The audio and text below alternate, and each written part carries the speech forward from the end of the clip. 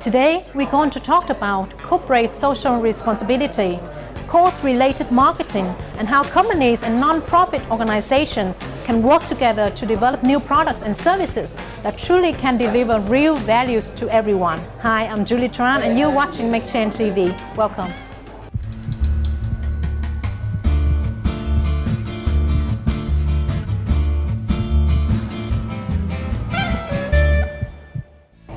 I'm here at Who Cares Wins 2012, an event that is organized by YouMeShopping.dk, a newly established non-profit organization from Denmark.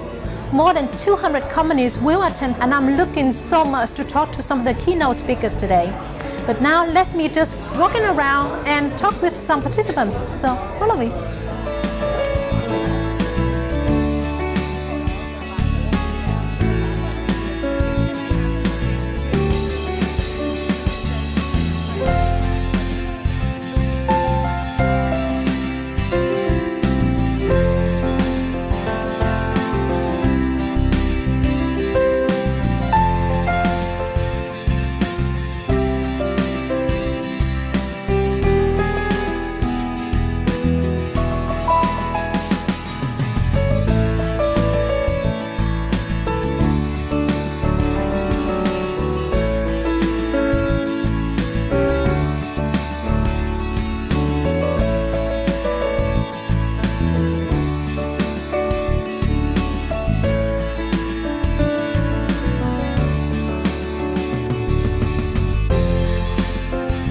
CSR, in my view, there's an old-fashioned way of looking upon it, which is really more or less charity.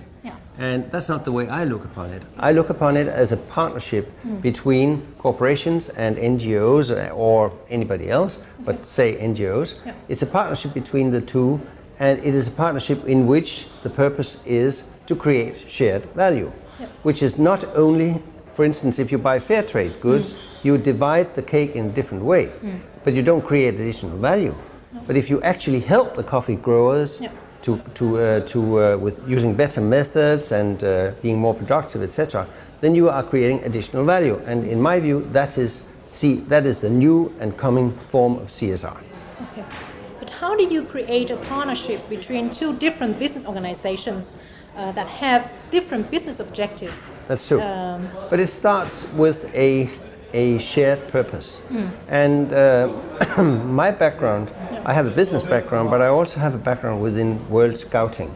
And you know, Scouting is the largest youth organization on earth. And in my view, the way we should look upon Scouting is the greatest leadership development program on earth. And it actually graduates 10 million young people each year. That's a lot. And if you look at a company and say it's a telco or it's a manufacturer of whatever, computer, software, whatever it is, such a company will be very dependent on having access to the best leaders in the world. And that's what Scouting produces. Scouting is the greatest leadership development program and actually fosters the type of leaders that this sort of company will need. So they have a shared purpose, and they come to the party with different resources, while the company has resources, they have money, they have know-how about leadership, they have physical premises, they have computer networks, they have everything. While Scouting brings its tradition for how to develop young people, and it brings actually young people who are in the process of becoming tomorrow's leaders. And in that partnership, I think it's relatively easy to create a lot of additional value, to make the cake a lot bigger for the benefit of both parties. That's CSR. That's CSR. Then do you think that with the way you see CSR, is this relevant for every single business, every single industry? Because we still have skeptics, people who still think now that CSR is just, for business that want to have PR out of it. Is this relevant for every single business? Yes, it is. and if somebody thinks of CSR as a PR exercise, I just say, let go. It's not interested. But in my view, every company in the future will have to redefine themselves or itself as a movement. So they have to put purpose before profit. They have to focus on making a difference in society. And making that difference can be their primary mainstream business, or it can also be something related to the way they do business. And CSR is partnering with other parties in creating that shared value and making things happen. And that's something very different from just charity or PR. And I think it applies to every single type of business on earth. Okay.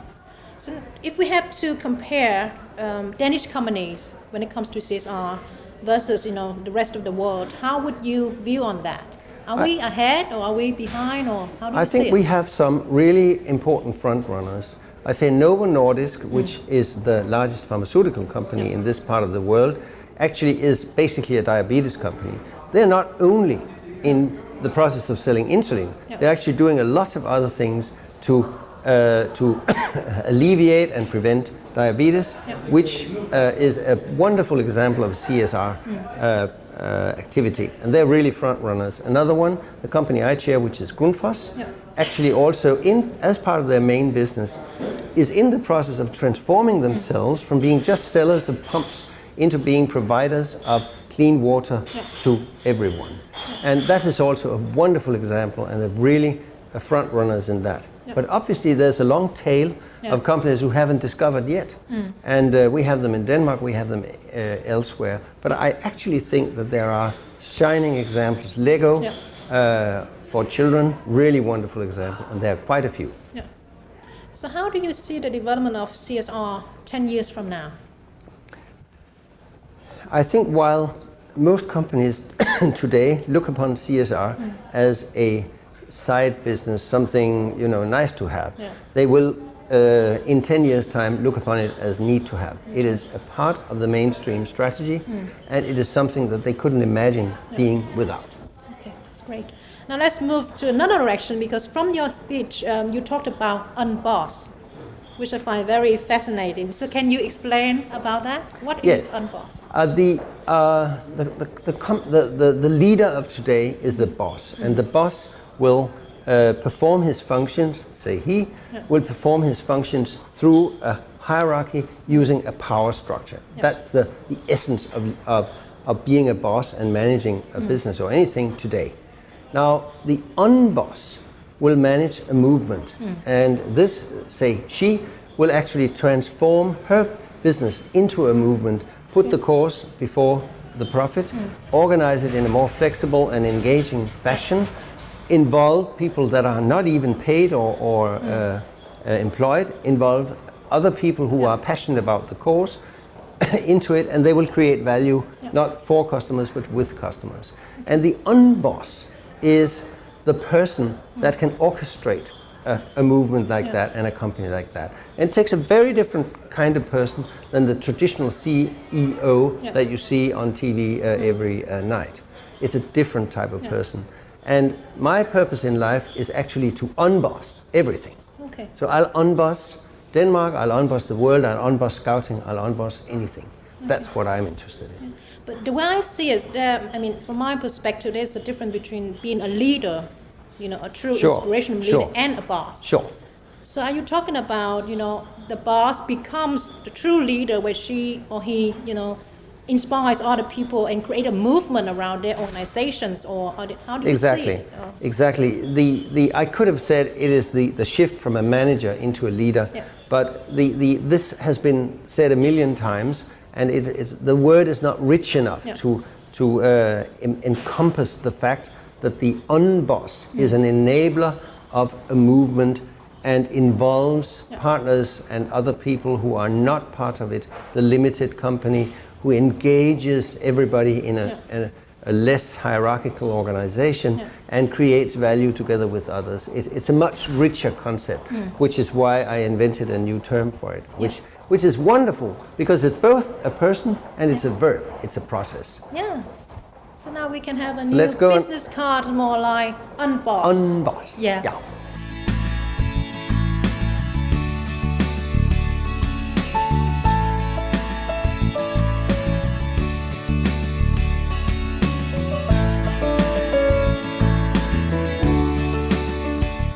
taking a very strategic approach. So we think it's very important that you link your CSR strategy to your business strategy and to what you're good at as a business. Yeah. And that's why we've actually decided on 3 strategic themes, which is the climate, it's safety in terms of how can you prevent accidents from happening, and then the third one is health. All 3 areas that we really know something about, because insurance is what we do, so that gives us a certain knowledge that we can activate.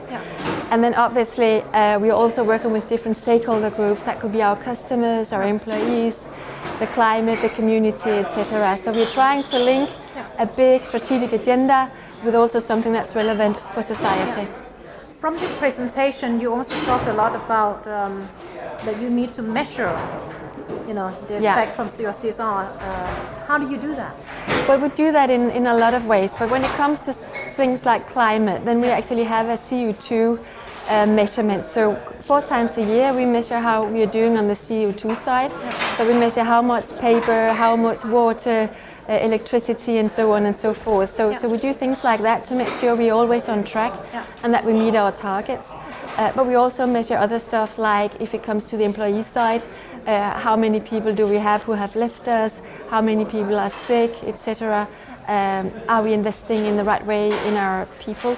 So it's all about sustainability in the long term, and to make sure you're always on track, you need to measure and track how you're doing short term, you can say, so to speak. And you also established partnerships with a non-profit organization like WWF. So before you established the partnership, did you think that it can be difficult to establish a partnership because you have different objectives when it comes to your business and their vision and so on? So how do you overcome the challenges? I think it's quite important when you enter a partnership that you have an open mind and that you're quite clear that actually, yes, we do have, in some ways, we do have different targets that we want to achieve. But then what binds us together is this big agenda that we want to do something good for society, or there's something that we want to change in society. So if you're quite clear about that and open-minded, I think it's pretty easy to overcome. But it is something, of course, that you need to discuss and be open about.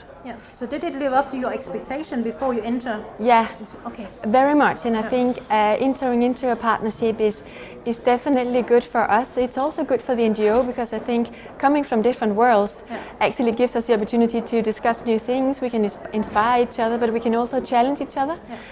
Some things they know better, some things we know better, and if we mix it all together, then actually we can achieve a lot together. So that's what is very exciting about it.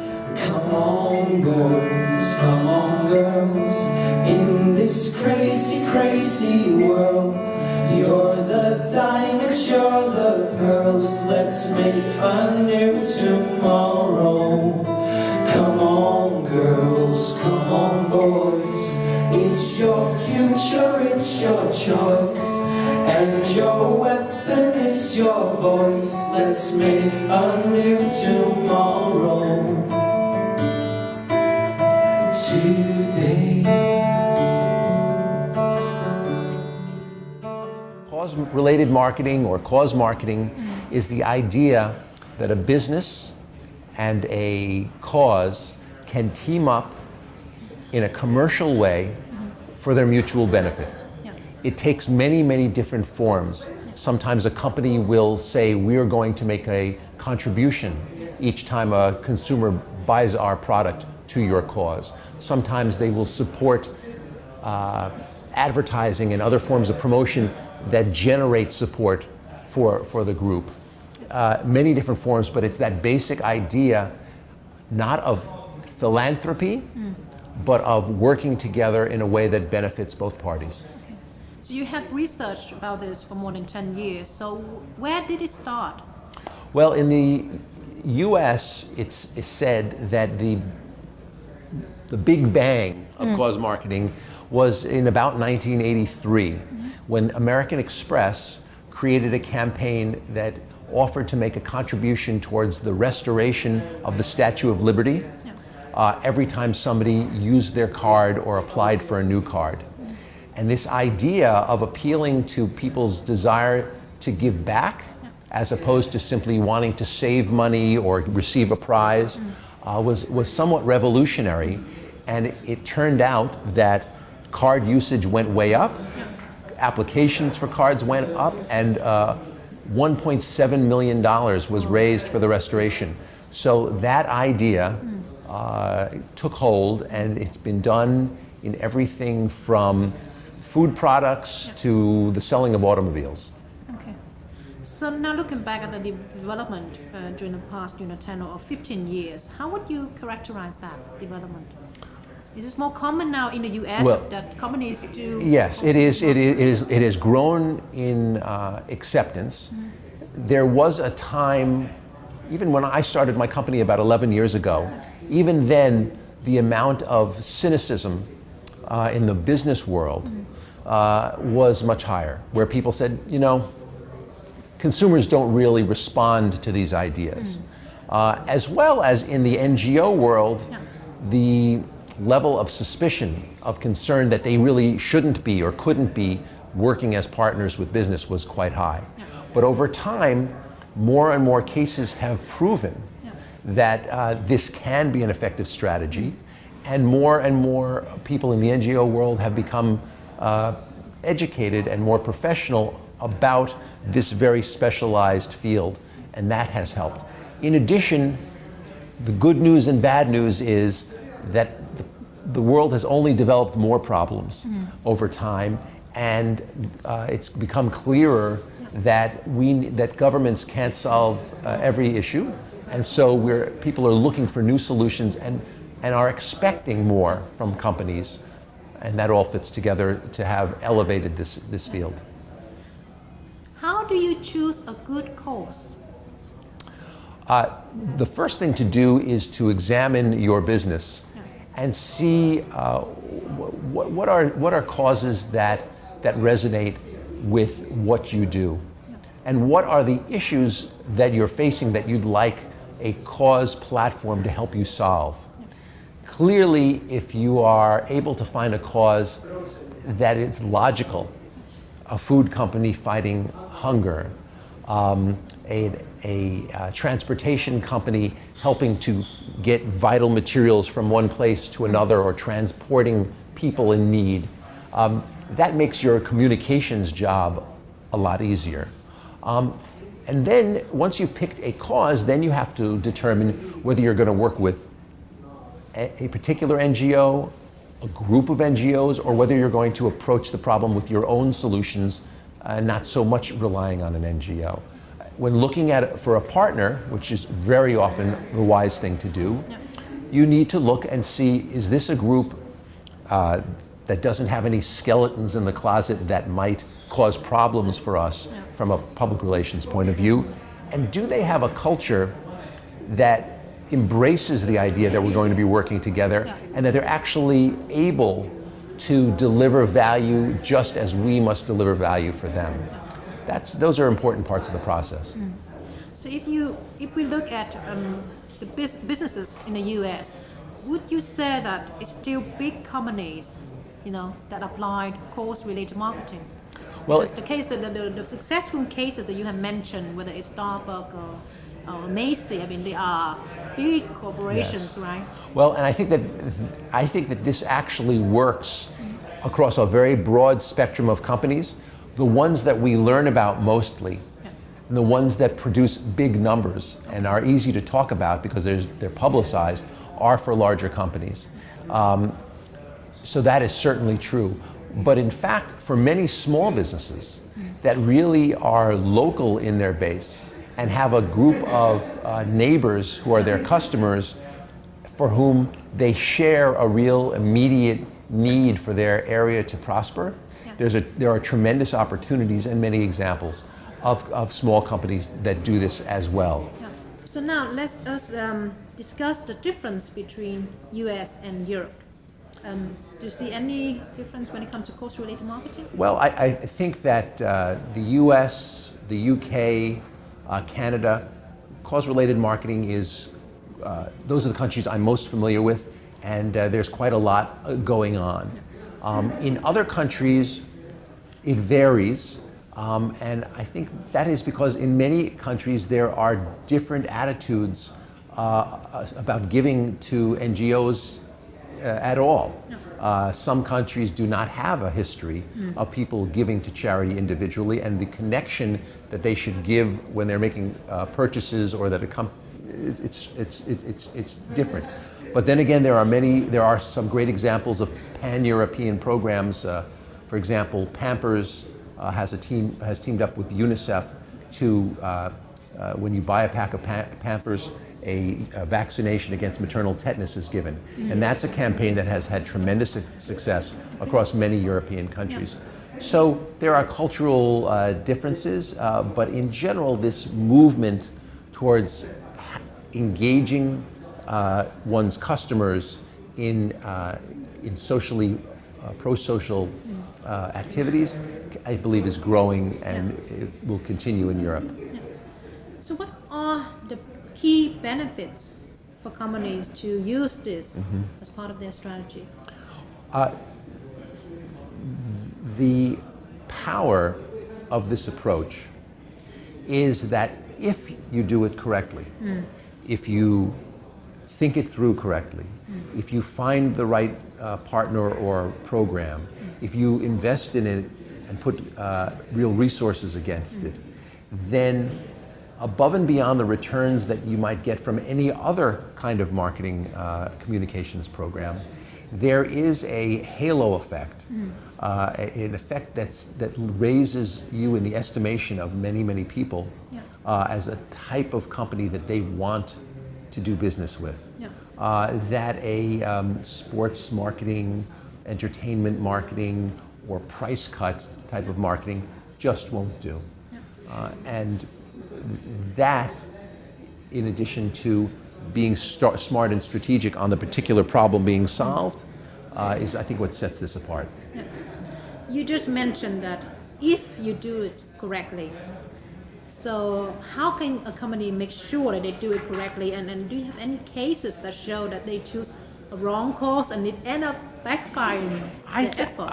I think that the problem more often lies in one of two areas. One is that we grow up thinking, or liking to think, that if you do the right thing, good things will happen to you. Doing the right thing can be a terrific strategy, but it doesn't give you an excuse for not investing in the program in the same way you would invest in any other. Just doing something good is not enough. And sometimes these programs are starved for resources because the company will say, well, we're doing this, but we don't really have to say all that much about it. Just giving somebody a check is not a program. So that would be number one. The second one, and this is an issue that I'm more familiar with in the States, but probably there's issues of this here as well, is there's an expression, no good deed goes unpunished.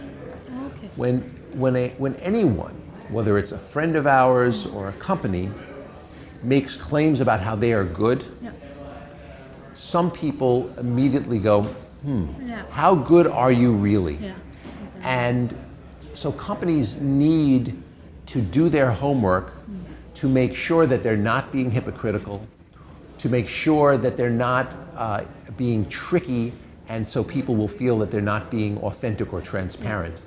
And that is usually the way that a company may get in trouble. If you are doing a huge campaign saying we're for the environment, and you have tremendous problems that you haven't been addressing and haven't been clear about, somebody in the environmental community is going to raise a flag and say, what are they talking about? So that's really important. You have to make the proper investment of time, and you need to really do your homework to make sure that your communications are transparent, authentic, and not hypocritical. And you have a book coming out? Yes, I have a book called Good Works, Marketing and Corporate Social Initiatives that Build a Better World on the Bottom Line. It's coming out in June. Great title. Thank you. And I have a website called causemarketingforum.com that is free for people to inspect, and it has articles, best practices, case studies, and all sorts of information that can help people really get a good grounding in how to do this properly.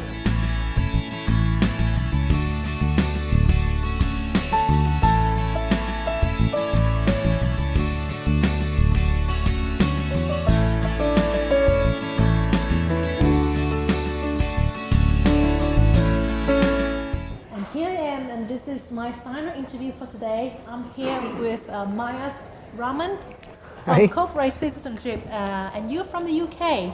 That's right, yes. First time in Copenhagen? First time in Copenhagen. It's been really interesting and really cold. Yeah, really cold. but, Yeah, we do have snow outdoors now. So today you talked about matchmaking Yeah. between corporates and non-profit organizations. How do you create a perfect match? I think it's not, rocket science. We all know what we're looking for in relationships, and I think it's human values that we all kind of value the most to us. So things like commitment, honesty, openness, a bit of fun, a long-term relationship. These are things that we value as human beings, and these are things that then customers will understand as well. Yeah. So it's not a huge leap to go from what we're looking at as individuals to what corporates and NGOs should look at in terms of developing long-term and effective partnerships as well.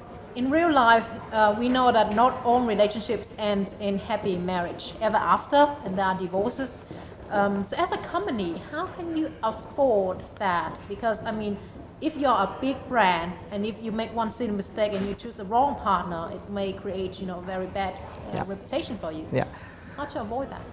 I mean, there's no foolproof 100% certain way of doing that, but I think it's all about doing research and doing preparation beforehand. Really set your objectives out from the start. What are you trying to achieve? What are you looking for in a partner? Yeah. Question the partnership. It's like asking your friends what they think about your boyfriend. Go outside of your organization, ask them what they think about your potential partnerships. Get other people's opinions. Yeah. Look at your potential partner, look at the charity you want to work with. Try and understand what their ethos is, try and understand what their approach to partnerships are, try and understand the language they use, and make sure there's a synthesis between you and them. Yeah. And I think it's by putting in this groundwork, you're kind of trying to give yourself the best results of success. Yeah. Of course things go wrong, but then it's also how you learn from that. Look at what didn't work, and then don't make those mistakes again. And you should share that process to the public as well. What do you think about that? Because Absolutely, be open, be honest. The public are hugely savvy now. They've woken up to cause-related marketing. I guess we're potentially in a period of distrust. People are looking for companies to make mistakes. Yeah. So be open and honest. It's very hard to hide things nowadays. Yeah. So I think kind of that openness and honesty, if something goes wrong, will make it softer for you. Now we talked much about how a corporation should choose a partner from an NGO sector, but how about the other way around? Because as an NGO and go out and look for a partnership with a corporation, is there any difference about how you should approach it? I think it's a very similar thing, and I've actually worked on both sides. I've worked on an NGO side and on a corporate side. It's the same sorts of things. Why is the corporate doing what it's doing? What are they trying to achieve out of it? Are you getting value for the partnership? They want to work with you. They want your brand. They want to leverage all the goodwill and all the kindness that's behind you as a charity. Yeah. So make sure you're an equal partner. Make sure it's mutually beneficial for you. Because there's a lot of corporates who will be out there trying to get what they want and not really understanding what you want. Yeah. Approach it as an equal. It's not a case that they're a donor and you're a recipient and you have to go begging anymore. That dynamic has changed. NGOs have power now. And I think, what I would like to see is NGOs be more forthright in kind of saying yes or no to partnerships. Yeah. So from your experiences working with several cases from the UK, how long does it take normally, before a partnership more like, successful? You have to do a lot of work before you can put something public. When I worked on the Pampers UNICEF partnership, now that was miraculously quick, but we still did 7 or 8 months of work before we went outside with it. I know a lot of other companies doing work now, but you have to get your own house in order first, interrogate the partnership, get your communication right, make sure everything's in place. So I think, it's not really a case of quick wins, and companies who think it's a case of quick wins are the ones who will end up in divorce. Okay. Now you know. Yep. All right. Thank you so much for this short interview. It has been a pleasure to listen to your presentation. It's been great. Thank you very much. Thank you. Well, that's all for me today. 4 different interviews from Who Cares Win 2012. And I hope you get a lot from all the interviews, just like I did by talking to different presenters. And that's it. Thanks for watching, and also remember to connect with me through Facebook and Twitter, and visit our Facebook to get more updates about the trend, about CSR, but also about social innovation in general. So thanks for watching, and remember to smile and shine. Bye!